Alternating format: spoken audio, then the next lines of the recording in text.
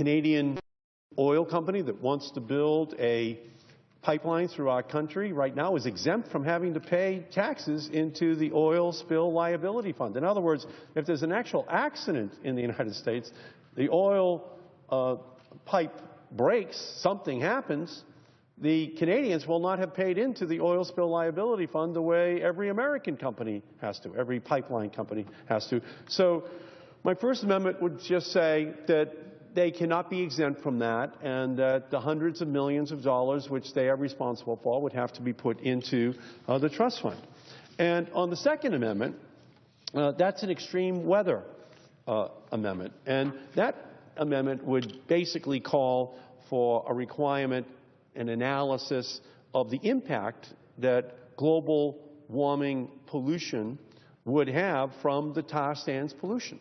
And that we have to have that scientific analysis just so that we can understand it and its impact on extreme weather events in the United States and across the planet. We would need both of those amendments to be debated in order to make sure that we fully understand the implications of what is being debated here. And finally, I'd like to say that I know Senator Cruz from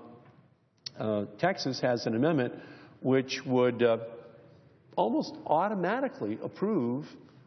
any natural gas exports that were going to any WTO country in the world. And I think that's a very bad stance for the United States Senate to take. We have to debate what the impact of the exportation of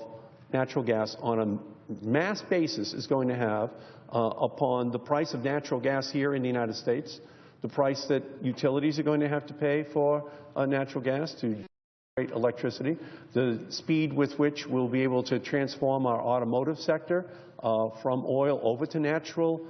gas, the impact on the petrochemical industry and other industries who are now using increasingly low-priced natural gas in our country, and to also deal with the fact that the Energy Information Agency says that the already approved export of natural gas will lead to a more than 50% increase in domestic natural gas prices for Americans at home. So I understand why the natural gas industry wants to do it, but I think that we have to have a big debate here in Congress over the impact that those natural gas imports are going to have, especially if they're approved automatically